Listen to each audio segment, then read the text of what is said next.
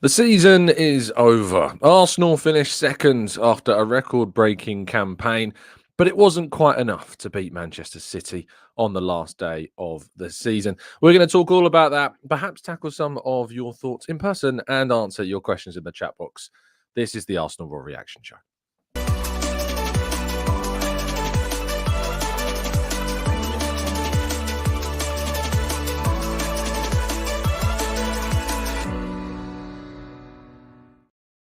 Hello and welcome to the Gooner Talk. Back again with you guys and girls for another episode of what is our Raw Reaction Show, joining you the morning after the night before. Our last Raw Reaction Show of the season, of course, as well. With tomorrow, we'll be kicking off the Arsenal transfer show. Let's start with an apology. I did leave a message in the community tab and on Twitter yesterday explaining why there was no show yesterday morning. As you know, on Friday night, I had a very enjoyable evening, was out, but me and a mate went out to enjoy a drum and bass gig, and we're in a hotel, which meant that at 8 o'clock in the morning, he was still asleep. So it was like, I don't want to really be that rude and wake the guy up with a hello and welcome to the Gooner Talk. It would have been a bit of a, it would have been a bit unfair. So that's why there was no show yesterday morning. No, it was not because I was hungover. No, it was not because I'd been on a big night, but the night before. It was purely because of manners more than anything else. So there's your explanation as to why there was no show yesterday.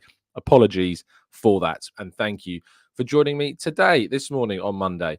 There is no slideshow for today's show. It's a really difficult one for me because I didn't really want to sit down and run through a slideshow of the game, analysing what happened. Because let's be 100% honest, the game itself, it's not really worth analysing at all. The bigger picture is ultimately what is what matters. So for that reason, we're going to be mainly jumping into the chat box. We're going to be having exchanges with you listeners. I may even drop a link in for those that would like to phone in. If there's enough people in the chat box saying, oh, I'd love to jump on the call, maybe we'll open up the phone lines this morning as well. So I'll keep an eye on the chat and I'll keep an eye on your thoughts. But just to kick off kind of where my head is at with this, I'm obviously really disappointed. I'm obviously gutted that we've had the campaign that we've had and yet still not come away with a trophy, because that obviously is what we want. That is the goal, and that's what we want from Arsenal is winning trophies. But at the same time, I could not be prouder of this team to see the direction that they are going in, the direction we are going in as a club, and how confident I am that this team will be picking up a Premier League trophy in the very near future. And I think that Mikel Arteta's words after the game and Martin Odegaard's words after the game were absolutely spot on in how I would like this team to, move and how it's appreciated. Odegaard spoke in the ground first, and his words of, I think you believe us now, I think were quite pointed. I think there is a recognition that there was division within the group. There was division within the fan base. And it's taken some time for 99% of people to recognize that this is the right pathway, that we are on the right track, and that this is a team that is very much ready to push on to try and win a title. And then, of course, Mikel Arteta came out afterwards and spoke. I think he looked quite emotional, to be fair, before speaking, and needed a couple of seconds, I think, maybe perhaps to compose himself. But when he did start speaking, everybody listened. And the key words from his speech after the game were, don't be satisfied. We want this and we're going to go and get it. That is the attitude of this team. This is the attitude of this squad, is that this isn't good enough. Second place is not what we want. And we want to move in a direction that takes us to a title, and we want to win that title. And we are going to do everything within our power to go and get those titles. And I honestly believe that that is what he means and what he says and what will happen. I am so wholeheartedly confident that what we are doing is moving in the direction towards that Premier League title. And I honestly believe that we have the best manager for the job. I don't believe there is a single person besides perhaps the guy that won it this season who would be better equipped to take on this role and this squad and this challenge moving into the course of the next year and years ahead. And the biggest thing that Arsenal can do this season is renew Mikel Arteta's contract, and keeping him at the club is the most important thing that Arsenal can do in the summer to continue what they want to do, which is achieve a title. On just very briefly on the game and the experience of being inside the stadium, of course, as well. I'd said to a number of people that I felt like City would score exceptionally early in the game, perhaps not inside 2 minutes with quite the strike from Phil Foden. I've not actually sat down and rewatched the City game in full. I just didn't really feel the the desire to do that at this moment in time. But the feeling immediately kind of killed huge atmosphere and momentum before the game. I've never experienced, the Man United win late on, the Bournemouth late win, the Bayern Munich game, the PSV game when we returned to the Champions League. All of these atmospheres were incredible. But this atmosphere before the game yesterday, with everybody knowing that the percentages of us winning the league were very small, the atmosphere inside the ground was incredible. Absolutely incredible. And you can tell, and I always say that, and this is never a slight on fans that can't attend games, ever, when I say these words. But the fans inside the ground are usually a very good representation of kind of the feeling as a sample size of where, the majority of people's heads are at. And the feeling inside the ground, despite my criticisms of the atmosphere at times and the need to be more raucous and show greater intensity in certain games, there is such a feeling of love and support for this side. And I think that there is ultimately a group there, a crowd there, a fan base around the world that, as I say, 99% are in such unanimous support. The calls for Mikel Arteta at full time were brilliant. The songs, of course, were great. Didn't really appreciate the the Sweet Caroline playing at the end. That was a bit of Schadenfreude, I think. It was a brilliant show of what that stadium can become, and I hope that we see that going forward into next season and consistently see it every single week. But the early City goal really did knock people's confidence. When West Ham scored just before half time, there was this weird delay for some fans. Some fans heard about it straight away, so there were some cheers. And then all of a sudden, some people were getting delayed kind of goal alerts, which then created this strange sense of second. I actually spoke to Aaron Ramsdale briefly after the game in the mix zone, and he was asking me what happened with the when people thought it was 2-2. So I had to explain that it was like people getting delayed goal alerts on their phones, creating this feeling of 2-2. And as soon as someone says the word 2-2, someone else is like 2-2, and then obviously it creates kind of this knock-on effect, which was very frustrating. I was looking around to people in the press box and saying, it's definitely not, is it? They haven't scored another. What a goal by Mohamed Kudus, of course, as well, to bring West Ham back into the game. But it was kind of done by that point. There was never any feeling that they would. And Arsenal, even though we weren't going to win the league, and it was very obvious that we weren't going to win the league in the second half, it was so important that we won this game. It was so important that we didn't go out of the season with a whimper. And there's some question marks about the Jesus handball. I find this a really difficult call to make. I understand why people are saying that, the ball's touched his arm and Arsenal have gained an advantage and run through and created a chance to score. But there's also part of me that thinks, where on earth is he supposed to put his arm? He's got his arm tucked into his body. Yes, the ball has hit it, but if it, he's wishing his arm doesn't exist at this point. If he puts his arm out, that's going to create an example where you're saying, well, his arm's not in a natural position, so he's trying to control it with his arm out. I'm not really sure where his arm is meant to go. And so from that, I don't think I necessarily want to see players penalised for that, because if they're making absolutely every single attempt possible to pull their arm in, and it happens to hit them in the arm while they're trying their absolute utmost to not create a scenario where their arm is giving them an advantage. And I think it was just, from my perspective, I don't want to see goals ruled out for that at all. I don't think it's handball whatsoever. And I know that myself and you guys in the chat have had some disagreements about some refereeing decisions in the past, but I really don't get why that would have ever been ruled out for handball. And in the end, we created the chance. And I'm so glad that Havertz at the end is the guy that scores our final goal of the season. Another goal for Kai Havertz. another indication of where we're at with him as a centre forward. And yes, I think Arsenal will go out into the summer and buy one. I still think that Kai Havertz will be our starting centre forward come the start of this forthcoming season, and quite rightly too.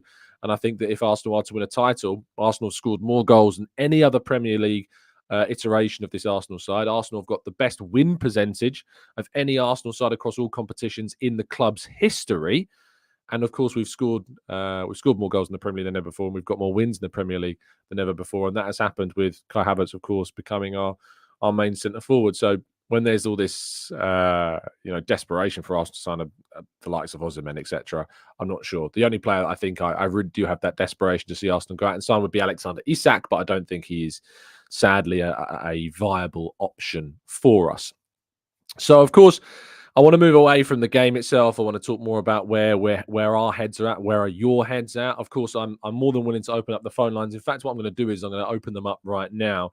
If you would like to join the call, if you would like to have your thoughts said or spoken on the season, you can do that. And whilst we are waiting for people, of course, to fill up the call, we will jump into the chat. Some of your comments as well. I do want to shout out Football Prizes, of course, continue to support the channel always. They are helping us incredibly so with their support, and you can go to the Football Prizes website with the link down in today's video description to check out all the latest competitions, and please make sure that you go and check out all the latest Arsenal stuff when it drops. We'll have information of new prizes when they do come around. But yeah, we're going to be tackling some of your thoughts. Of course, you do need to be over the age of 18. You do need to have a webcam as well. These are the minimum requirements for you to come on the show to give your thoughts. So if you are joining, make sure that you're over the age of 18, which you should be able to check. And of course, make sure that you've got a webcam turned on. Otherwise, you won't be able to come on the show. I'm just going to leave another link to that in the chat box one more time. And a quiet place to record as well is always what you need to, because otherwise there's background noise, no music and stuff like that, of course, too. So make sure you've got all of those things. I'll just I'll pin that link to the chat box when it's ready to go. There we go. Okay. Let's go to a couple of first callers. We've got people jumping in already, which is great. We're going to start with Benny. Benny's going to be up first, so make sure you're ready, my friend. Here we go. How you doing, Benny? You good, Joel? Well, sorry, I didn't know you were going to call me first up. Yeah, I was like, oh my God, he's coming first up. Yeah, How are you, mate? You good, Joel? Yeah, I'm good. A bit disappointed from yesterday, but yeah. Oh, I am calling you from lovely Germany, by the way. So, of course, I know. I'm also looking forward to the Euros. Yes. Are you going to any games this summer? So I live in Cologne. I think England is playing. So yes, hopefully I'll be going to that. Nice one. So tell me your thoughts, mate. Where's your head at? Well, I'm not going to pin you with any big questions today. It's going to be very general. Well, like I'm incredibly proud of the team. I know I did see kind of a few mutterings of some people calling for Arteta's head yesterday. Oh, there's always going to be people like that. I can't believe that. Because my retort to that was like, what other manager is going to beat Pep? Show me another manager that is going to take on Pep. It is really hard. I think that we've improved, but I still think the team has been incredibly naive during the season, being that to beat City, and I think we are starting to understand this, we have to be almost perfect. Like, we can't be losing to West Ham at home. We can't be dropping points to Fulham. We need to be incredible. We need to be perfect. Yes, nearly perfect. Absolutely. Exactly. We are getting there. I think the standards need to be raised again. Raise those standards. I know. And a lot of people will not agree with some of what I'm going to say. But I think it's time to get rid of like some of the players that just, unfortunately, we can't rely on as much. And it does pay me to say him because he's my brother. But I feel from yesterday's game, I feel Partey should be on his way out. I feel we need to get a more mobile DM, especially when Everton counterattacked. He was always struggling to get back. his range of passing is fantastic. He's a lot better than Rice in his range in passing. But in terms of trying to get back, stopping teams that have a low block counter attacking us, he, like, from yesterday I saw it. He, like, probably we will only get maybe 1 more year from him, and even that 1 more year, he's probably not going to be fit. I have no confidence that he's going to be fit for that whole one year. Yeah, I really would like us in the summer to get a really more mobile DM. Well, some people say Zubamende. Yeah, I'm not saying that name as much. I don't believe that. Fafana, Bruno Guimaraes. Yes, Guimaraes. He's a bad boy. He's a bad man. We need to push up the standards. So Guimaraes I would definitely take. And then obviously the dead weight. I think you know my my opinion on the Reece Nelsons, the Eddie Nketiahs. Maybe even Smith Rowe. Yeah. But I know some people disagree with me, but like we need to push up those standards. And then one other thing that I need to mention, because I don't think a lot of people will mention it, but I think I am going to give one of my nominees of player of the season has to be Kai Havertz. The reason why I would give it, he is one of my nominees. He wouldn't be my player of the season. It would probably be Odegaard or Rice, but he would be one of my nominees for player of the season because of the adversity he faced when coming in. Yeah, agreed. A lot of players would have kind of crumbled at that time when we had almost the whole of the fan base against him. Like, who is this guy? Why do we pay so much for him? Why is he here? What is he doing? What is Arteta doing? And he's proved a lot of us wrong. I was always behind him because I was solidly behind the manager. I've seen Havertz at Chelsea. I saw him on his best days. I also saw him on the worst days. But I had faith in Arteta that, okay, Arteta is trying something new. Let's give him some time. It's only his first season. Let's see what it is. But some people were already trying to, like, let's tear him apart after 3 months. I'm like, same thing with Raya. How I don't understand some of the fan base when you players can't give ungiven time to kind of embed in the squad. It's like if they're not on for like 1 month or 2 months, that's it. Get rid of them. He stands as an example now. You know, as this summer when we sign players, if someone's having kind of a slow start to the season, we will be saying Kai Havertz. Like, exactly. You know. Players are not allowed to have like slow embedding periods. It's just 1 month, get rid of them. So I'm really proud of the squad. I'm proud of Raya, proud of Havertz. I think I believe Arteta when he says we can go again, we can win this. We do need to get rid of some of the dead wood. Yeah, we need to raise the standards. We can't be losing to Fulham. We can't be losing to Fulham. We can't be losing to the West Ham. We need to see this like literally. We need to just keep winning games and be better than City. City are up there. And also, just one fact is like 89 points. I think we finished on 89 points, right? Yeah. 89 points is a winning. That's 1 point off the Invincibles. Exactly. You win with 89 points. This is how far the standards have been pushed. And we need to even push them higher. That means we can't accept not mediocrity, because we are not in mediocrity anymore, but we can't accept like good. We need to be excellent all the time. And that's just how it is. And fans, we need to also push this, be behind Arteta and try and push this level.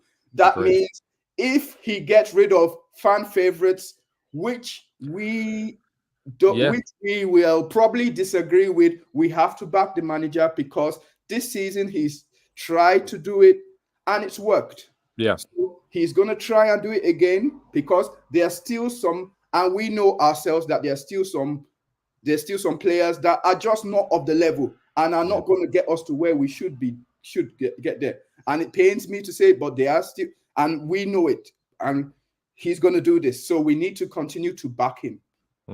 Agreed. Benny, I think you summed up fantastically. There are things that need to be improved. There are things that certainly need to be made better, and it seems there's a confidence that we are in a position where those things will be improved. So, it gives us a really great amount of confidence going forwards. Benny, thank you so much, mate, for your time and jumping on this morning. Thank you, Tom. Thank you, Tom, for the season. Thank you. Pair up, and we go again next season. Don't worry. We do indeed. Thank you, mate. Speak soon. Bye. Thanks, Benny. Lovely stuff. I hope you enjoys all the football you'll be able to watch in the summer at the European Championships. Let's bring Dato into the conversation now. Hello, mate. How you doing? You good? Hey, Tom. How you doing? Yeah, not bad, mate. Not bad. All things considered. Man, it's been long since I called in. Tell me where your head's at, man. Well, to be honest, I kind of I resigned myself to second place a few weeks ago because I felt like City's running was just too easy for them. Sure. You know what I mean? Yeah, and yeah. I'm proud. Don't get me wrong. I'm proud of the fact that we at least kept them going. We kept them honest until the final day, because compared to last season, it was a huge drop off last season. So this season, I'm like so much more happier with how the season went. So I accepted second place. Actually, for a while now, I've actually been thinking about what we're doing next season. Okay. So yeah. Personally, I think we everyone pretty much agrees. Like, I'm not going to say anything controversial. I think we need definitely more squad depth, because I don't know if it's you or someone else. I think it was Rory Talks Football. He said there's not going to be any winter break. Yeah, there's no winter break, not this season. Yeah, no. That's insane. So we need more depth. We need players to get off the bench and say, "Hey, we need more starts, and they need to play." Not only no winter break, but extra Champions League games as well. Exactly. So that's just too much for the core players that we have now. So we need them to step up. We need the players from the bench to step up. If not, they need to be sold and replaced with players who are ready to step up, do the job. Because the most important thing we need now is depth. Because City are definitely going to have depth. I think the only place they don't rotate is Rodri. That's just their level. They don't have any... He is, isn't? I mean, Haaland, you could argue probably as well. He's been obviously Phil Foden, those three in particular, Rodri, Haaland, Foden, and De Bruyne, who's not played the majority of the season. He had, I think, played something like 18, 19 Premier League games this season, but that's all you need from him, really, and you can be the difference. So, any names on your list that you'd like to see come in? I mean, I'll be honest, no, I don't have I've seen clips of players like John Neves, but I don't know. I don't watch them enough to be like, okay, I can give an informed opinion. Let me ask you another question then, Data. Let me say, are you confident that the club will bring in the right players in the summer? I'm hopeful. But you're not confident.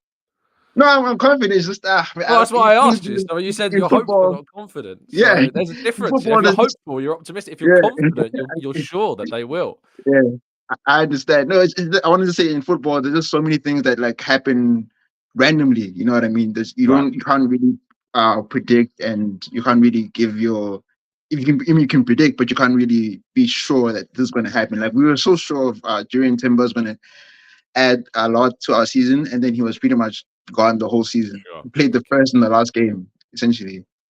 Yeah. So he's there's an interview actually coming out with him at midday that I did yesterday with him. He's in short, he's very happy to be back on the pitch, for the season, but he was very much kind of looking inward at his own situation. So he will be a big player for us next season for sure. Any final thoughts, Dato, before we move on? Oh, one last thing. I just wanted to say, I really hope that the players who go to Copa America and the Euros, they don't come back into the squad until maybe late August, because we need them also to be ready. That'll be during the season. Yeah, I know, but I'm hoping, because I think we have a strong enough squad. Like, I think because there's Tomiyasu, there's going to be Ben White staying, there's going to be Odegaard, Vieira, Jesus staying. Okay, So I'm hoping that we have Timber. So I'm hoping that we have mostly them picking up the slack, so that the players can get a good rest, because they need time to recover and then come back in. So then that way they at least come back again with fresh legs, and then that's really what I'm hoping for. Yeah. Me too. Dato, Yeah. thank you so much, mate, for your time. Really appreciate Thanks it. for having Thank me, you for Tom. calling in. Yes. Thank you for listening this season as well. I appreciate it. Cheers, Tom. Right, let's bring in Asni Lamptey. How you doing, mate? You good? You well? Yeah, I'm good. I'm good. Greetings to everyone listening. It must be ridiculous o'clock. You're in the States, are you not? No, I'm in China. Oh, yes, of course. Okay, so Yes. it's not crazy o'clock at all. It's it's a very reasonable hour actually for you. Yeah. Tell me where your head's at, mate. Man, I needed this therapy, man. I needed this. But I don't know if you could remember 2002-2003 season, we experienced something similar where we lost to, is it Leeds or something? And then 98-99, the 98-99 season where United won with 1 point. So I've been there before, but it is just the eagerness just to get across the line, like especially with Arteta and everything surrounding Kai Havertz and all those things. So that is where my pain is from. But I think we've proven that we will go again next season. Are you confident? I mean, I asked Dato about the summer. I am confident. He's hopeful. But stop short of saying confident of the summer being. I am confident successful because you have to go back. That is why I mentioned the 203 team. Yeah. After that, they went unbeaten. If you remember, we lost against Leeds, and then United was able to win the league that season. Yeah. And then the next season, we went unbeaten. You could see where we are heading towards. For the past 2 seasons, we are heading towards somewhere, and the somewhere is the league, and then maybe the Champions League. But indeed, I'm telling you, next season, we are going to win the league next season. So, what do you say to those people that say that this isn't good enough and that we should be looking for someone else to take over?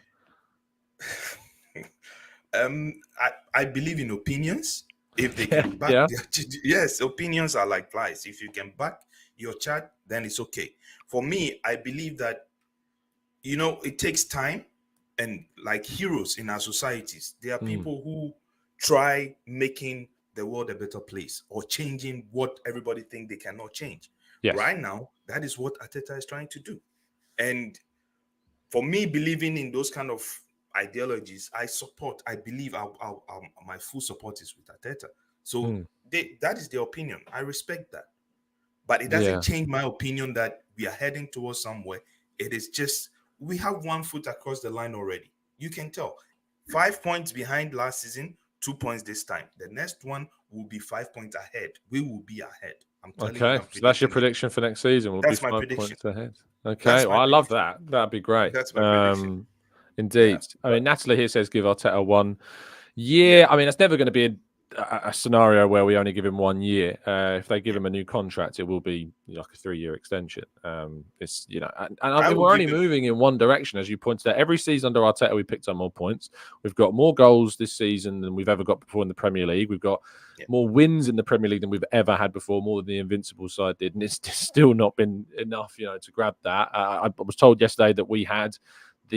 I'll read you out the stat. We've won 35 from 52 games this season, which is a win percentage of 67.3%, which is the highest of any Arsenal side, not just in the Premier League, our highest win percentage of any Arsenal season ever on record at 67.3%. So, your George Graham's, your Herbert Chapman's, this is the highest win percentage Arsenal have ever had on record this season of all competition wins. And that's where we're at as a club. So, and it turns out the peak in terms of our win rate is still not enough to pick up a single trophy. That's the level, I guess. Tom, you see where this is where the banter is coming from opposition fans, yeah? Yeah. Which, by the way, unless you're a Man City fan, you can shut up, to be fair. Exactly. Yeah. But I think, you see, jealousy is a drag, right? Yeah. So it is out of jealousy. Yeah. Yes, it is out of jealousy. That is why they are big, because they can see where we are heading towards. You understand? So that's the only time they can laugh at our pain, but we know we're in pain. We are going to cross the line. It is just a step away. So for me, when you look at the team in general, we need to, I know there are definitely some players leaving already. We need to add up a little bit. I would want to predict certain names, but I always believe that I should allow the coach to make his own decision. So if a coach, let's say Arteta, brings in his players, my job as a supporter or a fan of the club or a lover of the club is to push those players, support those players. Doesn't mean I shouldn't criticize or ask questions, but mine is to support them because that is what he thinks he needs to push us across the line. Right? Yeah. So I have some few players in mind. You mentioned the Fafana. There are so many players I would wish we have them, but wishes are not horses, right?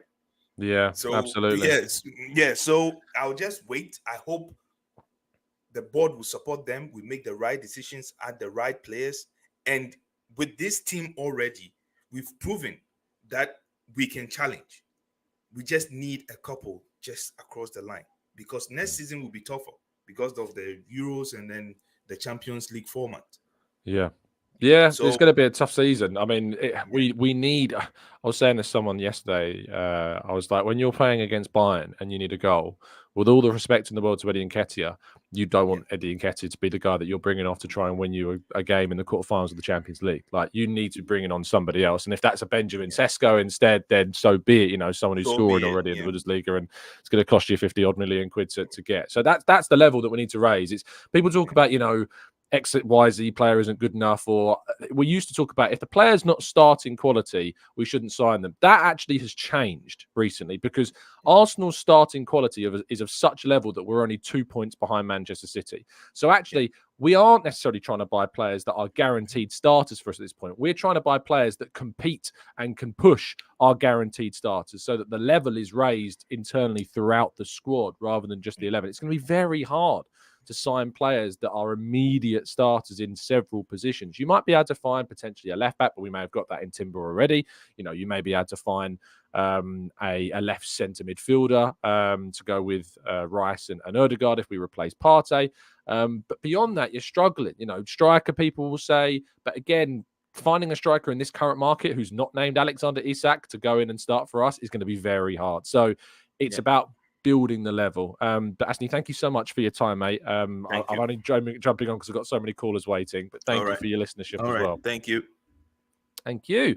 Just as a note, if you're waiting to come on the show, I'm going to try to get to everybody. And please don't be insulted if I move on swiftly to the next callers. We've got a lot of people waiting, so these calls might be condensed down to 1 or 2 questions. Okay, so just bear that in mind. I'm not being rude or kicking you on. I just want to try and get as many people's opinions as I can. Up next is Naveen. How you doing, Naveen? You good? You well? Yeah, I'm good. Can you hear me? I can indeed. Clear. Lovely stuff. Okay, so go on, tell me about about the whole season, right? Yes. I feel that some phases of the season, like half, I think towards the end of December, I kind of have to admit that I conceded the title because there was moments where we dropped points 3 games in a row against Fulham, Liverpool, and West Ham, and from then on, I gave up. Okay, I have to admit, I gave up. Yeah. And I was looking at top 4, trying to seal top 4 and hope for the best. But things happened. We went to Dubai, and then Arteta made some changes towards the squad. He put Declan Rice on corner kick duties, and he dropped Martinelli, and then he put Kai Havertz on striker role and put Jorginho in defending midfield. And suddenly we went on a very, very strong run, right? And that brought hope to all of us. We scored a lot of goals. Our goal scored became, the highest. Yeah. And it brought a lot of hope. And I wish that, this hope could have fruited into a title, but unfortunately it didn't. The last game, I think, was expected, right? Both Man City and Arsenal to win because, Man City rarely drop points on Etihad. And when there's a game on the line, you can, count on them to, of course, get the result there. And it was unfortunate, that we couldn't get the title in the end. But we still have to be proud of the team. And I think that says it all about the whole season. My only deepest regret, I think, I may harbor a lot of resent towards the game against Aston Villa, was that I still try to figure out why the Kai Havertz played in midfield in that game. when you have Jorginho and Partey available. I mean, there were questions asked that, maybe one of them would play against Bayern, but I still think you can afford to play Kai in striker role. Yeah, But yeah. nonetheless, we have to look at the season as a whole. Maybe we win points at Aston Villa and we drop points at Spurs. We never know, right? So these kind of things played out by itself. Yeah, indeed. I'm having a few conversations in the chat box. I can see at the moment people talking about kind of strikers that they want to see. Amazingly, Ivan Toney's still coming up, which is mad. But yeah, yes, go on. about the striker role. Maybe I'm showing my age a little bit when I talk about Arsenal. Sure. But the thing is that I've watched Arsenal since 98-99, and the thing is that I felt that maybe we need an Henry-esque striker. I'm not sure whether like we an can Isak, find, exactly. Yeah. I don't know whether Isak is the answer, because he looks slow on paper, Slow. Yeah, he looks slow. I think he looks Maybe quick. I'm too used to watching Henry and Mbappe and all those kind of fast players. But the thing is that I still think we need a very, very fast striker, because if you play a deep line against Kai Havertz, he can't beat them for pace, and we need a very fast striker. But most teams play quite deep against us, so pace of a centre forward getting in behind, it doesn't necessarily always. It doesn't happen to us on a regular occasion. And to be fair, I think Havertz is deceptively faster than what people give him credit for. Yes.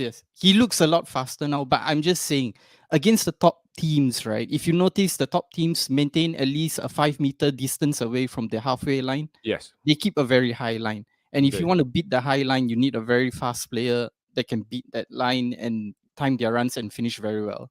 And if you can find that kind of player, I'm sure we can achieve a lot more and score a lot of goals. I hope we can. Yeah. Naveen, thank you so much for your time, mate. Okay. Apologies for the short No call, problem, but I've got a lot of callers to get through. Thank you, mate. Take care.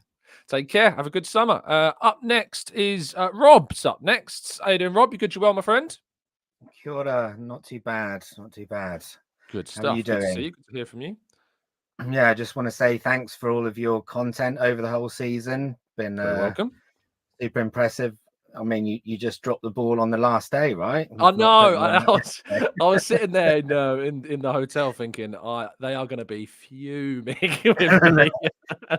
No, not at all. So, yeah, just sorry about that. Big thank you for you putting all the content out. You're welcome. welcome. I mean, obviously gutted. I mean, I've Yeah. been up since like 4 a.m. here. I Mm. couldn't go back to sleep after watching the game. It was Of course. yeah, just really New disappointing. Zealand, And of course. yeah, in New Zealand, yeah. But just also like this is probably the last 2 seasons is where I've really re-engaged with watching Arsenal. I mean, I went to Highbury when I was 5, so that's like 45 years ago. And and the reason why I've engaged is that we're playing good football. And you can, I don't feel it because it's via the screen, but like there's a palpable sense that there's a reconnection with the fans as well. I think that was really shown yesterday after the match, like, I don't know. I think the echo chamber of like watching Arsenal content on YouTube, especially, is like you hear all of these Arteta outs, etc. But I think that's kind of blown out of proportion. People. The loudest voices do tend to come from a bit of a minority. Yeah. But the feeling was, I mean, you were there in the Emirates, but the feeling was that the fan base is fully behind Arteta and the players and the the management team and the owners. I mean, I'm sure it's not 100%, right? But like, no, I always say 99%. I think it's 99%. Yeah. So like, you look back 4.5 years ago, what it was like then, right? How far it's progressed since those times, and then before that with Wenger and the toxicity and I think I probably checked out of watching Arsenal. So I really love the fact that I've fallen in love with them again, the style of football, the quality of players, the vibe of Arteta, and how he's re-engaged with the fans, etc. I think that's all great. I guess we would say congratulations to Man City. I mean, No, we don't need to do that. I don't want to be salty, but obviously there is the 115 the elephant charges. in the room will say yes. Yeah, yeah, or multiple 115 elephants, right? yeah, yeah. But then by the same token, you know, Pep is obviously a genius, and those players go in and work, I'm sure, bloody hard, as Arsenal players do as well. But you know, their quality with his tactical acumen and, you know, their work. Yeah, ethic. I mean, the elephant in the room is secondary. They're still got to play the football. They've still got to play the game. That was from 10 years ago, you know, right? Around 10 years ago, wasn't it? Yeah, it started in that 2008, 09, I think it was. Yeah, has a knock-on effect for sure, you know, money-wise.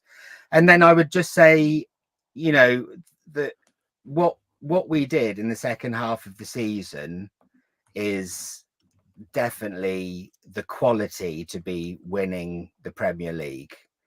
I think with integrating, you know, the new signings during the summer, Raya, Rice and Havertz, obviously we would have liked to have integrated Timber as well, but he was injured. Integrating them along with, I know that we've had quite a good injury record, but like some of the stuff that I've listened to where, you know, Saliba and Gabriel have played the most number of minutes together, and we haven't really had injuries. Yeah, I mean, Saliba's had, I think, the most minutes since Lee Dixon. I think he played every minute of every Premier League game, Saliba, this season. Sure. So I mean, that's great, but like we've had important injuries: Partey, Timber, Jesus. You know, Saka, really in key areas where we're also trying to integrate new players, right? So indeed, I think there's a dynamic where if we can hit the ground running like we have in the second half of the season, you know, from the first whistle of next season, I think we'll be in with a great chance. And I guess on that point, I would be quite reluctant to make, you know, major signings in those really important positions. Okay. I think I'd be. I don't think that'd be a popular opinion. No, I'm sure it won't. I'm sure it won't. Like, I think everyone thinks, we missed out by 2 points, so we need to chuck a whole load of money at it. Yeah. Whereas my perspective is that I think the second half of the season shows, you know, this year 100%. Basically shows 100%. That we've got the quality. Exactly. And I worry at the concept of spending, you know, 100 million on this player and 8 million on that player, and then trying to reintegrate them, because we've seen already they can't. It's very unlikely they're going to go straight in and be instantaneously able to understand the new tactics that they've got to, you know, that they're learning from Arteta and the relationships with the other players. I'd be more inclined to, in my mind at least, sign like 2 players. Well, maybe buy one, you know, big signings. Someone like Isaac, I'd love. I think he could be great. But then maybe buy some, you know, more sort of younger, less expensive, more project players that we can integrate, so that we're not in the already same better position. than the depth options we have, sort of thing. So, like, you look at like Esco, who's 20 years of age, exactly. And you think he's already better than Nketiah. He raises the level of our centre forward options, and he's going to get better potentially than our starting option as well in the future.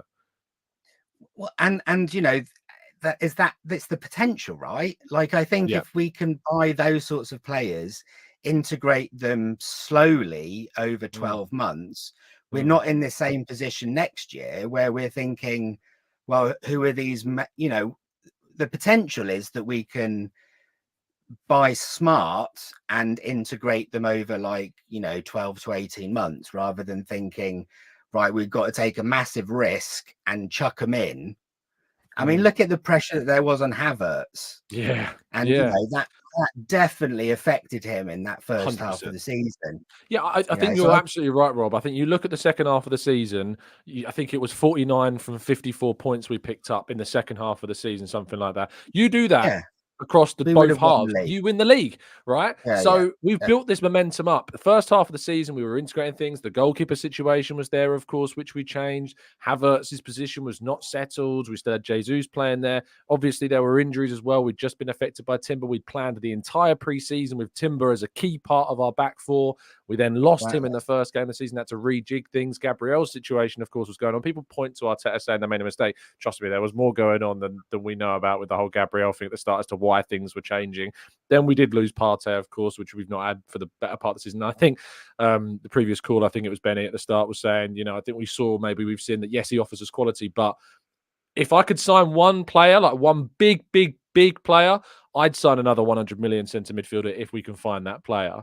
Just because I think that if you add Rice, another world-class centre mid who can, have those De Bruyne type moments in a side where he can drag you into a win that you don't necessarily deserve or that you're trailing, you need someone to pop up. We need that next player next to Ødegaard with Rice potentially behind him. I have gone a bit back and forth with Rice in terms of, do I see him as a 6? Do I see him as an 8? I've said it depends on who obviously is in the market. But I think that whilst I like Rice, and I think Rice can certainly give you big moments in games and has done this season, I think if you can bring in a centre mid that's maybe more inclined to do damage in the final third, and you can add that to Ødegaard's and you can add that to Rice, then you've got a perfect midfield trio there. And then I think we can look at, strengthening other positions. Rob, just very quickly, final thought before we move on. Yeah, I mean, I maybe don't want to. I wouldn't normally finish on this, but what an embarrassment Spurs are.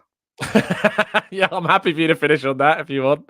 Like, that's fine. Well, I'm not that sort of person normally, but I want to look at positives. But I mean, imagine as an Arsenal fan, you going and trying to, cheer on your team losing. It's inconceivable. Right? I can throw West Ham fans into that, by the way, who were like chanting Declan Rice's name at the Etihad. I mean, West Ham in the end have had a terrible season.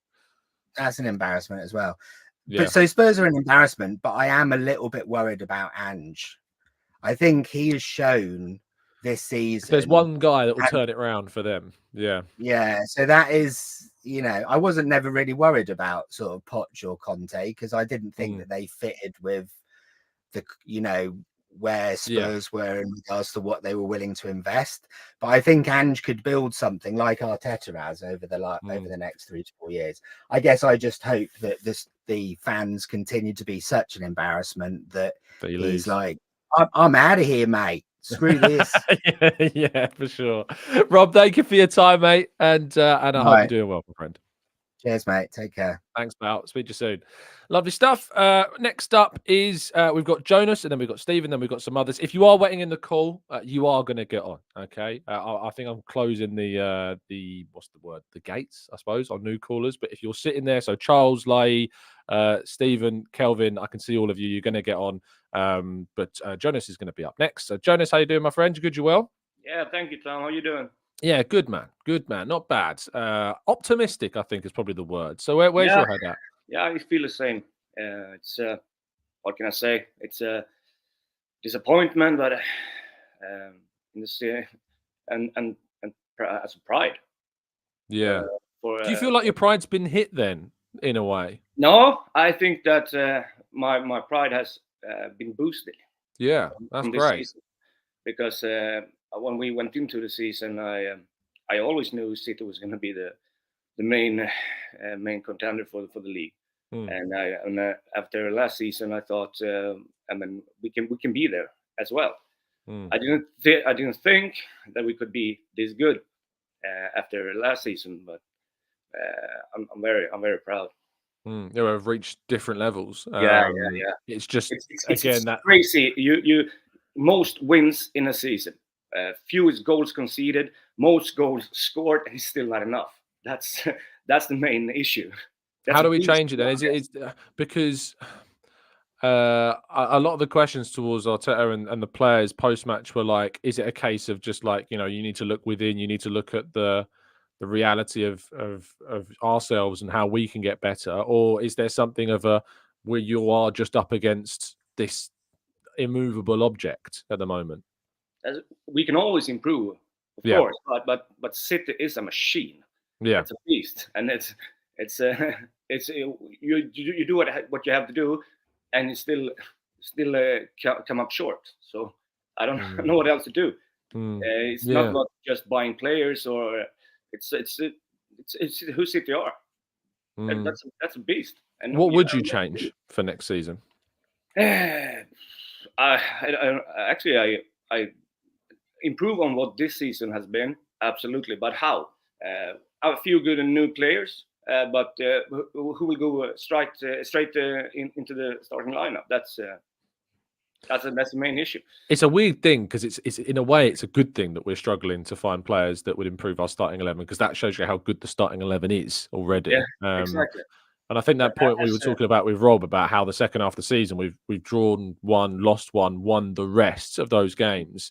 Is there an argument there that if you then bring in 4 or 5 players that disrupts the momentum that we've built up in the second half of this season?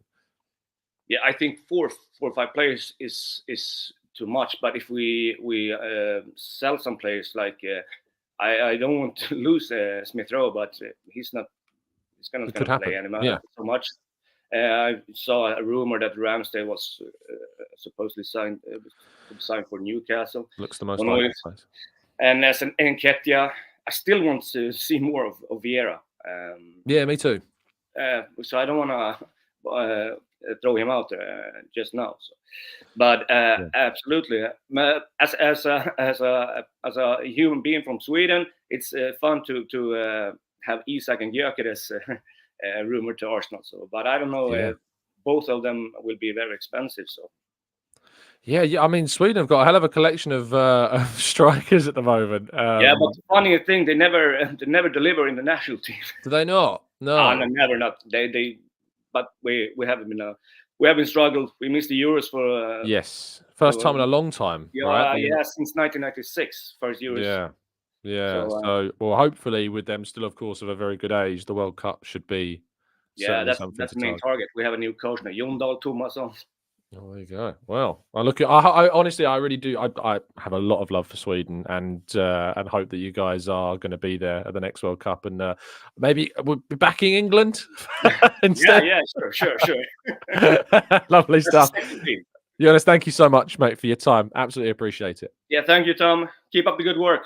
Thanks, mate. Appreciate it. Speak to you soon. Yes. Lovely stuff. I'm going to try Stephen, although I think his camera may have frozen. Let's see if Stephen's there. Stephen, can you hear me? Can you see me? No. Okay. Well, if Stephen rejoins us a little bit later on, we'll try and get him back in. Lai's up next. Lai, how you doing, mate? You good, Joel? I'm good. How are you doing? Not bad, mate. Not bad. Tell me where your head's at. I mean, I'm kind of optimistic about the prospects of this team. Obviously, like many fans, it was very disappointing yesterday. It's like you felt like, oh my God, it's 2-1, and all of that stuff. Like maybe some drama could happen, but that wasn't the case. But for me, I feel like I've moved on from it. Maybe because I already prepared my mind that City wasn't going to lose, so it was a little easier for me to deal with. As a consumer of Arsenal football content on YouTube, which I would advise many people to maybe watch. Exactly. Yeah. It is interesting to some degree, like the toxicity that still surrounds this team on the internet. I think there is a big difference between. Not even I think. I know there is a big difference between how the internet talks about this team and how regular people like that you just talk about that you talk to in real life. And exactly, because I know many Arsenal fans, and the optimism, everybody's disappointed, but the vitriol and just the craziness on YouTube, and even when you look at some of these content makers, the number of them that are quote unquote Arteta outers pales in comparison to people that are either neutral or people that are taking a wait and see approach, or people that are positive about him. So but I think the noise around the so-called rival fans is drowns everything to the point where there's just this negativity that just surrounds the team. So my hope is that you people just take a break from this, from everything except TGT, right? Is what you're saying? Exactly. For your own mental health, like, everyone should just take a break. And I think we'll go again next year. That's kind of like where I am. Like, okay, we fell short this year. We go again next year. I think what people, whatever happens, you're never going to get rid of the other side of the coin, right? In every spectrum of life, there is a spectrum of views in everything, be it from politics, be it from whatever job you do, be it from social standing, whatever. There's always going to be a spectrum. And what tends to happen is that, especially if there's the majority of voices, I think are much more like us, who are very supportive, optimistic, and confident we're moving in the right direction. When you have a much smaller group that are on the other end, obviously those voices can become quite exaggerated. And of course, the smaller group of people that still follow that side of things do tend to kind of skew to that single point, so that the larger majority are spread over many more voices, so they aren't as loud in a way. But the smaller number, because the platform gives a kind of a weird view of things where it makes it seem everything's at the same kind of level of voice and volume. Exactly. And actually, in reality, because it's a smaller kind of minority of people that have this extreme negative view, it seems louder than it actually is. But yeah, I don't think we need to necessarily dwell on it, because I think that the overriding confident thing is that, like me and you, the majority of people are very optimistic about Arsenal's future. Yeah, I mean, I'm very optimistic. I'm at a point now where I'm looking forward to what the summer looks like. As some of the previous callers said, I don't think we need a lot of players. Yes, I think some of these folks need to go, or they just need to be moved on. Yeah. So I'm really looking forward to what the team does. For this summer, in terms, I'm seriously hoping that there is some maturity that comes with the discourse around this team as well amongst the fans. Like, I understand people are going to say nonsense, and that's fine. When you're a fan, you don't have to be rational. Like, I'm not trying to police how people support the team or anything like that.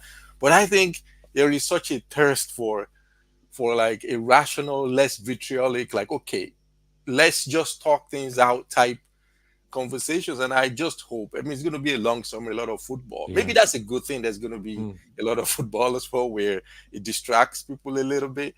But, I just think things need to be a little bit more balanced, less vitriolic.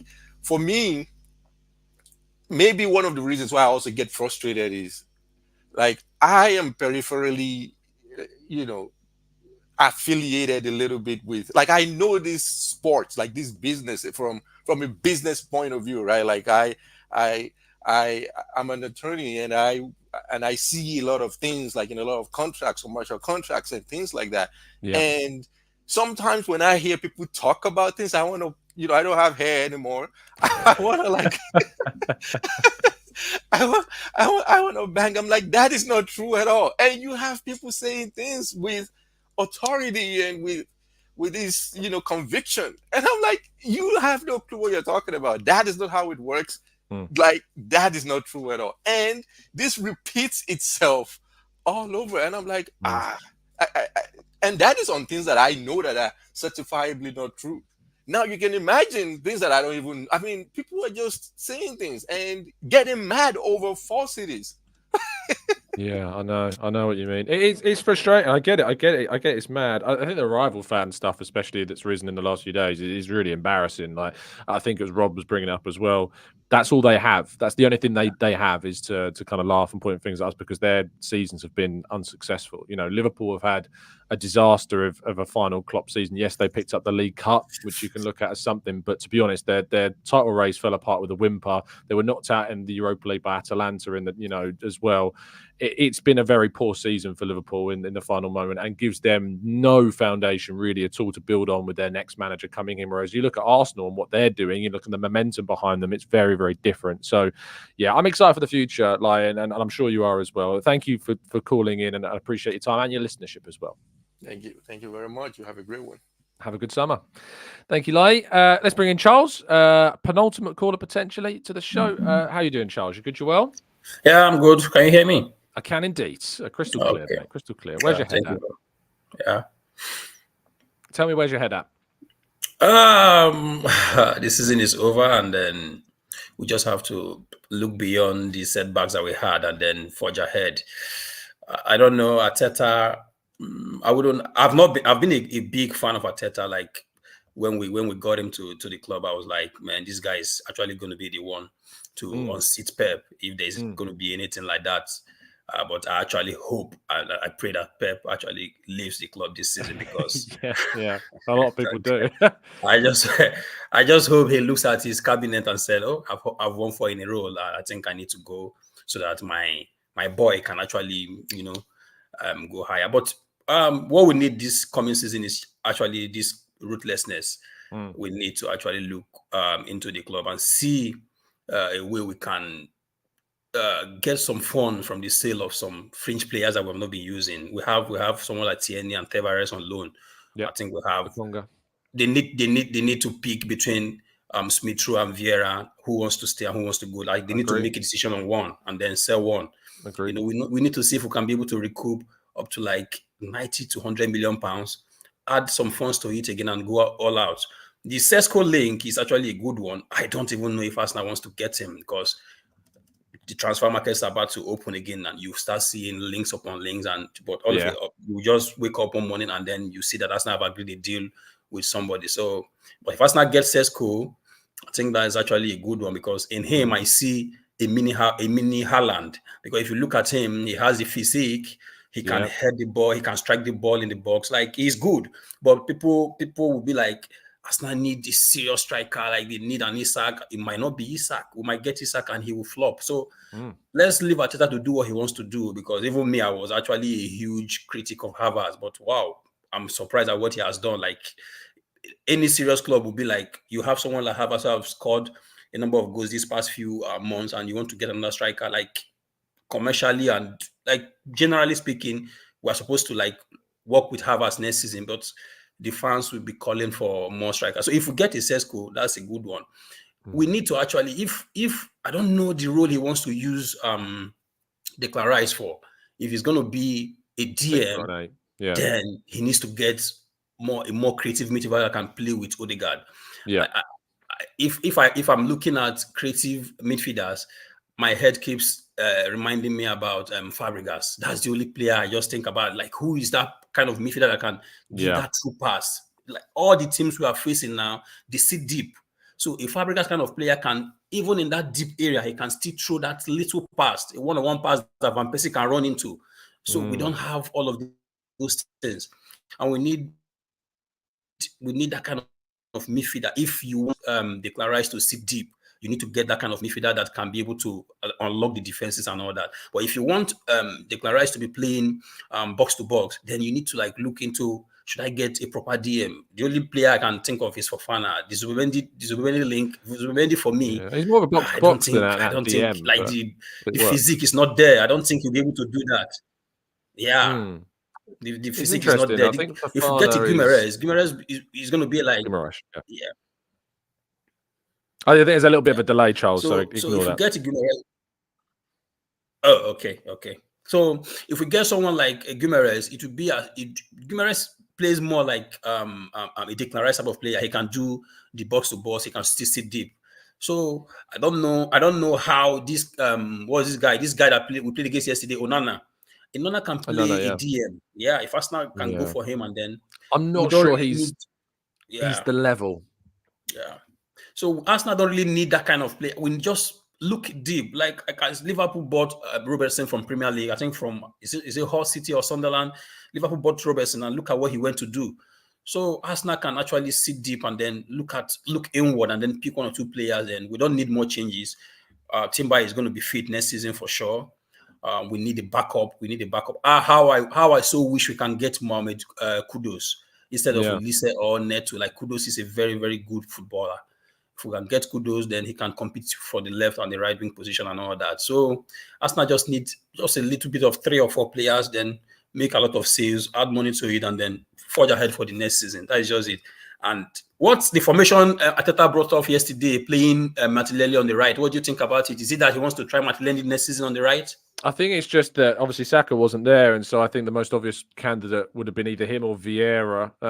He went with Martinelli. I thought Martinelli on the right is quite one-dimensional. Like, he's always going to run for the line rather than cutting. He cut in a couple of times. A good left-footed cross, actually, I think, that Havertz headed onto the post. But I'm not sure that is the role for him. If he does go there, I think he have to work a lot on his left foot. And the problem with Martinelli anyway is that the biggest thing that separates Martinelli from Saka is his end product and his final decision-making. So if you're going to put him onto the right-hand side where he becomes arguably even more predictable, his final ball, his cutbacks have got to be, absolutely perfect. And I'm not necessarily sure that fits. But I think it's a really fair question to ask. And I think that Martinelli's future is certainly an interesting one. There's no need to think about selling him or anything like that. But he is going to face challenges, of course, with Arsenal potentially signing a winger, with Trossard being as good as he has been and looking like he's going nowhere. And Saka, of course, will be there, as always, for next season. So, yeah, one to look out for. Final thoughts before we wrap up?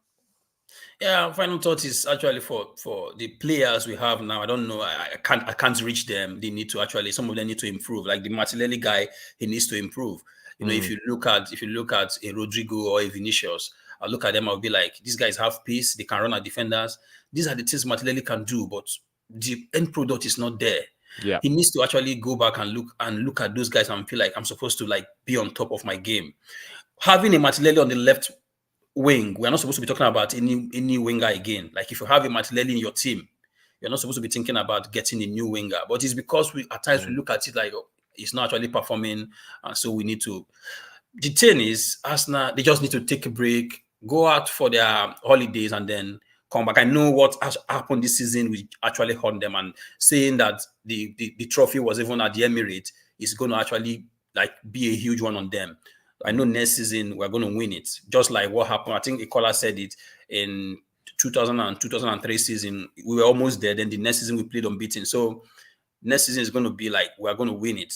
But I just hope that guy goes. That guy is going to be a stumbling block. That Pep, he needs to leave the Premier League for now. Yeah, let's wait and see. We keep fingers crossed, but I think there's a lot of reason, of course, for that optimism. Charles, thank you. Absolute pleasure to speak. Thank you very much. Thank you for the content. I appreciate it. Thank you for listening. Yeah, right. Appreciate it. Yeah. Thanks, man. Cheers. Speak to you soon. Cheers. Yeah. Thanks, Charles. Lovely stuff. We've got one more call. I just need to turn your webcam on, Kelvin. I can get you on. We'll just have a couple of comments while we wait. Odegaard, Magambo says, is effective with left-footed players like Saka. Yesterday was looking lost without Saka and making those runs. Prog says, Arteta clearly loves pragmatic defensive wingers and attacking talent. The question is who fits that profile. We'll have to wait and see.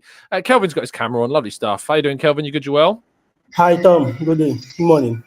Good morning, good evening, wherever you happen to be, of course, in the world. Tell me what your thoughts are, mate. Yeah. Well, I would just say we've really had a great season, though. But most people are gaslighting us because. Is there someone on in the background, Kelvin? By the way, just quickly, is there TV or something? My phone, sorry. Oh, that's all right. I'm just worried about the copyright of any music or anything. That's all. Keep going. So most rival fans have been bantering us, and when most times I just wonder why are they bantering us? Like, for 20 years we were at this stage, for good 20 years, and now that we are trying to gain that momentum back, they are all hitting on us. Last season, yes, I get it that we were in a haste to do something. But it wasn't. It was in a good way. Nobody expected us to get where we are, and the management has already said there is a 5-phase. The plan was for 5 phase, and the 5 phase for me started from 2021 season. Yeah, the 2021-2022 season. If you watch, our intention was to qualify for top 4. Yeah, but we didn't. After 3 games, we were 20th. At the league. Yeah, we had 9 goals conceded, 0 points, 0 goals scored. Exactly. So Everybody was saying, "Oh, Arsenal won't achieve this. Arsenal won't even be top 5. Arsenal won't be top 6. There will be 8 because the previous 2 seasons we were 8. We finished 8. So for me, it was like, look at these things. Look at the manager. Look at where he's going to. Look at the direction he's taking it to. We all know the plan. We all know the trajectory of the club. You get so, and for Arsenal, what they did was that they wanted to bring in players, but it didn't work because nobody wanted to play for Arsenal as of that period, 2019, 2020, because the club was a trash. Yeah. Even League One. League One players I said League One Champions League players refused playing for Arsenal because Arsenal didn't look like they were going anywhere at that point. Yeah, it was rotten from the bottom to the top. And Arteta came and said he wanted to plant his identity and change the culture of it. Okay, how is he going to do that? For we to do that, we need to eradicate these top players first. Let's start from the roots and go. And that was why we brought in the likes of Ceballos 2020 to come. And when Ceballos, we noticed that Ceballos, he performed. He was on loan, he performed, but didn't perform to the expectation.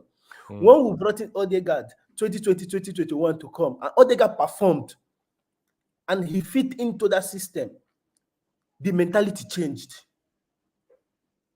Everything changed. That was the main reason we went. That was one of the main reasons we went through the youth process and said, okay, let's go through this youth process and see if we can do it. And they did it. 2021, 2022 seasons. I never expected us to be. I never expected us to even come up to 4th place. My expectation was 5th. Actually, my expectation was 5th, 6th Europa League, not Champions League. But we fought after 3 games. Man City gave us 5. Then Chelsea gave us 2 or 3 or so. Then Brentford 2, because Brentford was our first game. They won us at home, and they were mocking us.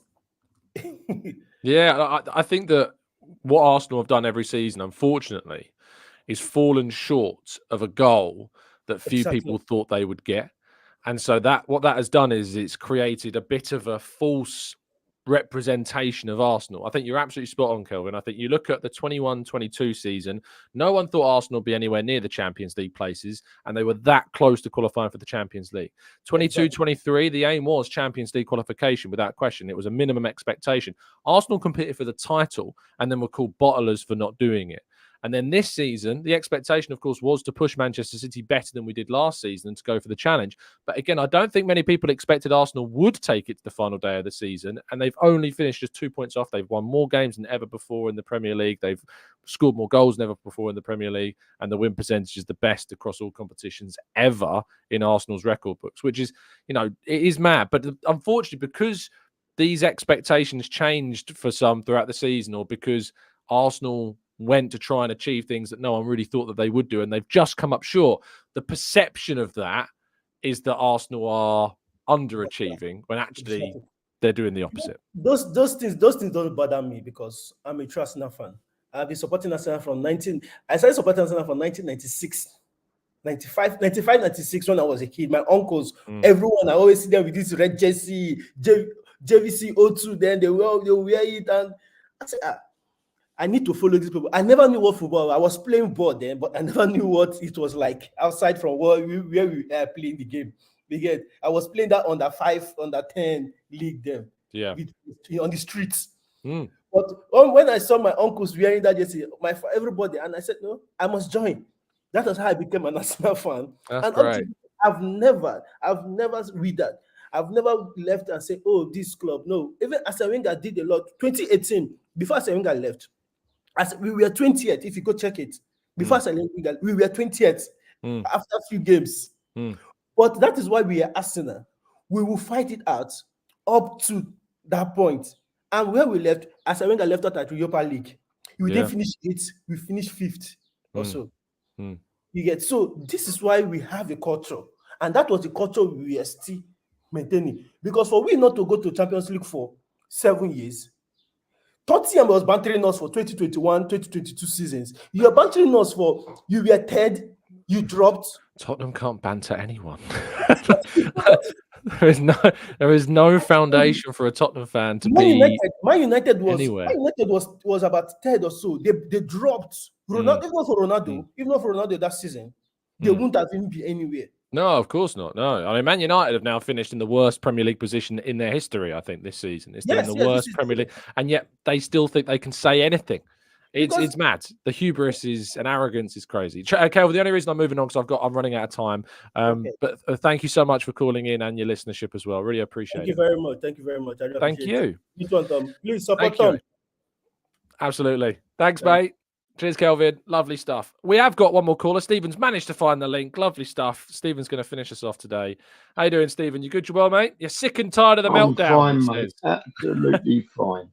Good stuff, yourself? Yeah, very good, mate. Very good. You're sick and tired of the meltdown, I see it says there. Yeah, just a bit. I've got a different perspective really of what we've been talking about. Go for it, man. Oh, and have we lost connection? Oh no. Stephen, can you hear me? Can you hear me, mate? I think the Wi-Fi's doing it. No. Stephen, what I'll do is I'll give you a couple of minutes to sort out the connection and then we'll come back. I'm hoping, just go click the link again. We'll give you 2 minutes. I'll go through some of the chat in the chat box, and from there we'll or hope to get Stephen back. I really wanted to hear what this different perspective was, so I'm really keen to get him back. Okay. Sile, who's our negative Nelly in the chat, says we lose to Fulham, West Ham, and Villa, and yet we think we deserve to win the league. I don't think anyone said that I think we deserve to win the league at the moment. I think that people have said the Man City have been better than us. I don't think a single person has said in this chat box today that we deserved to win it. Because Man City ultimately were better than us, so they've deserved to win it. No one said that at all. Stephen, you're back, mate. Are we back? Connection's working. Yeah. Sorry, mate. Yeah, I'm trying to keep the phone still. That's all right, mate. No problem. Right. Yeah, different perspectives, right? But obviously, I've supported the club for a lot of years. Yes. And the way I see it, a lot of the younger supporters, like I was in the 70s, going up to 89.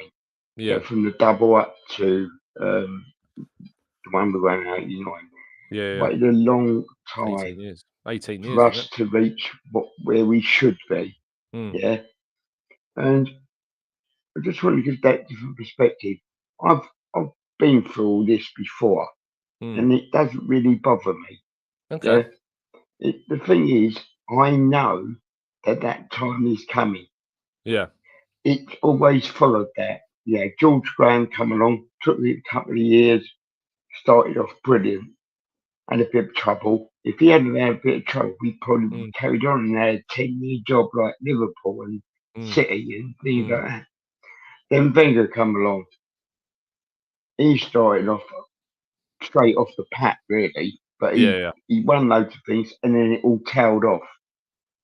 And I can see now with Arteta, he's bringing the old ethos of Arsenal back. Yeah. Yeah, what we are, a big club. We are a big club. Make no bones about that. You can forget your Man United and your Liverpools. Yeah, they won the trophies. But we're bigger than a lot of them, I think. Because we were doing it a long time before them. Yeah. Yeah. And the thing is, I think that time is coming again. Where Arteta's doing what Graham did and what Wenger did to a certain extent at the beginning of their tenure. And I just think I know it's coming. And I think I love the optimism, for the youngsters that are really worried, especially the how can I put it? The detractors on online. Yeah. Those who are saying about standards and stuff like that. Yeah. The standards are still there, mate, but they're coming back more and more, and we will be there. We will get there. 100%. I agree with you, and I think you raised a really good point, about history in particular, and kind of Arsenal doing it before, anyone else. Arsenal were, and obviously with their success in the 30s, became one of the biggest teams the country had ever seen. Under, with the success that we had, and it wasn't until later on that Man United and Liverpool picked up more trophies. And Arsenal have have always remained in the minds of people as one of the biggest teams in the world. Other teams have fallen out of the league entirely. Even the likes of Manchester United have been relegated in their history, and Arsenal have remained, very much at the forefront of English football. And so now Arteta's in, and I titled the show today what Arteta said. Don't be satisfied. This is not good enough. Second is not good enough. We're not satisfied with it. This is not what we want. We want to go again next season and win it. And that's the attitude, isn't it, Stephen? Absolutely. That is the attitude. And I think that's the attitude that not only us as fans or supporters, should I say, not fans, supporters. Sure. Is Arteta and the club feel that way, the players feel that way. Yeah. They have that belief as well. And now we're getting the belief. Apart from a few detractors, obviously. No, mate. it really annoys me. It does annoy me. I mean, you can criticise. No problem in criticising players, managers, coaches, whatever you want to do, but don't denigrate them. You know what I mean? Like, 100%. Get rid of him, or get rid of him, or get rid of him. No, they're Arsenal players. They belong to the Arsenal. That's where the Arsenal comes from. Where they're saying the Arsenal. They are the Arsenal. As are each one of us. I think that the point about Arsenal has always been class and about how we look at things. I think you're right. You can criticise. You can have an opinion about that. But it's about how you go about it. It's about how you speak about the football club, how you speak about the players there. Whenever I even say that I think, a player that we should be looking to upgrade or move on, like I talked about Eddie Nketiah earlier on, it's done in the way of, like, with respect to Eddie Nketiah, this is a player that I think would be, if he was to move to Brentford, scoring as many goals as Ivan Toney personally. But from an Arsenal point of view, at the age of 24 now, Arsenal need to be looking at trying to upgrade and bring in somebody that can give them more in really big moments in their season. So it's the way you say it, it's the way you go about it. It's about being respectful and not abusive. And I think you've summed that up perfectly, Stephen. I'm going to only moving on because I've run out of time, but I really appreciate you taking the effort to work out the link and get that through. It's great to hear from you. No problem, Tom. Thank you, mate. Enjoy the rest of your day. And you too, sir. Take care. Thank you, mate. Speak to you soon. Lovely stuff. Really happy to get Stephen on the show. We worked to that in the end. Technology won. In the end, it did. Thank you, everybody, for listening to this morning's show. I was keen to do it as more of a phone-in. Didn't really want to do the slideshow. I didn't think there was a need to break down yesterday's performance necessarily. The bigger picture was there to discuss, which we've done. And once again, on these phone-in shows, highlighting the brilliance of this community and the ability of you to speak and to talk. And not a single person, that you've heard phone in today has had anything negative to say, considering Arsenal didn't win the league yesterday. It's all been very confident, very upbeat, and certainly very forward thinking, and I think brings us back to reality about where Arsenal are as a club. And they are a club that are only and have only been under Arteta moving in a very forward direction. No matter what detractors, I like that word, and I think what Stephen said a second ago, that despite what denigrators there might be that try and put down what this Arsenal team are achieving, trust me, and believe me when I say they are an incredibly small number of people. And the wider, larger, more better informed and, let's be honest, intelligent side of the things that can understand and see where this club is going, know that what we're doing here is leading to one thing, and that is hopefully going to be trophies next season. If it's not, I'm sure there'll be a very good reason as to why. That reason, of course, this season was Manchester City are better than us at the moment. And that's what we need to change. That's what needs to change. Next season, I believe that we're moving in a direction that does. We've beaten them this season. We haven't lost to them this season. We didn't lose to a single Big Six side in this campaign. We've scored more goals than ever before, won more games than ever before, and conceded less than we did last season, despite all the praise of Arsenal's defence. If that's not enough to convince you that we're going in the right direction, I don't know what will. And if it is just simply picking up that trophy, I think for me that's too late to jump on the train. Far too late to jump on the train and recognise what this team is doing. So jump on now and enjoy the ride, because I've enjoyed this season massively. I do want to end the show, of course, by saying a massive thank you to everybody that has continued to support, follow, watch the show throughout the course of the season. It is very humbling, as always, to receive your very, very kind messages, to hear so many kind thoughts and words that this show has helped so many people, that, our coverage of mental health, our coverage of the women's game, our coverage of some very important and hard-hitting topics throughout the course of the season has helped others. It's always nice to receive those messages. So thank you. I try and reply and read as many as I can. If you've ever messaged me and I haven't replied, it's probably because I've missed it or I've opened it and then got distracted. And so I apologize for that. But I do my absolute best to try and reply to as many people as I can. And it's always an absolute pleasure to link up and speak to so many of you. So thank you. Of course, tomorrow we'll begin the Arsenal transfer show. This show goes nowhere. We will be back with you at 8 a.m. tomorrow, starting the Arsenal transfer show to talk about everything that will be happening over the course of the season. Of course, there'll be some hangover from this season to go into.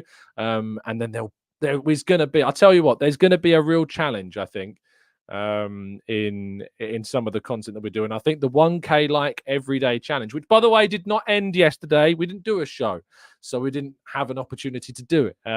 So today, if you could drop a like on the video, let's see if we can get to 1,000, because I think this show may be tricky after we've just finished second. I understand the raw reaction shows are always a bit more of a challenge to get the likes to 1,000. So if you could drop a like on the video just before you leave us and help us to get there, that would be very much appreciated. So thank you to those that have. It's amazing that we've managed to do that. Reaching 1,000 likes on videos, considering, we get, about 10 to 15,000 views every single morning, which is an amazing thing in itself. But to see over 1,000 liking the video, if you watch, YouTube videos, the ratios of views to likes, considering what we're doing is mental. So thank you so much for everybody that's continued to support us, that's shown us great amounts of love and respect throughout the course of the season. And if you've disagreed with me on different points, but you're still here, you must have done it in a very respectful way, which is what we, of course, do welcome as well. So thank you for that. And thank you to everybody for your views. We'll be doing more phone-ins, of course, throughout the course of the summer transfer window. The breakdowns will be returning when we get linked to players. You'll be hearing from experts across the course of the season. So make sure you're subscribed with those notifications turned on so you don't miss out on that content. I'm now going to go enjoy my day off on a Monday. I say a day off. I've got to go write an article for my interview with Yuri and Timber, which you'll be able to read a little bit later on this morning. But thank you for listening. Have a fantastic start to your week. Have a fantastic summer. And I will end the show by saying, if you don't join us tomorrow because you're taking a break, I don't blame you. Look after yourselves. Look after your mental health. And if you would like to join us back tomorrow, we will welcome you, of course, with open arms. Stay safe, stay well, stay happy and respectful. And as always, up the Arsenal.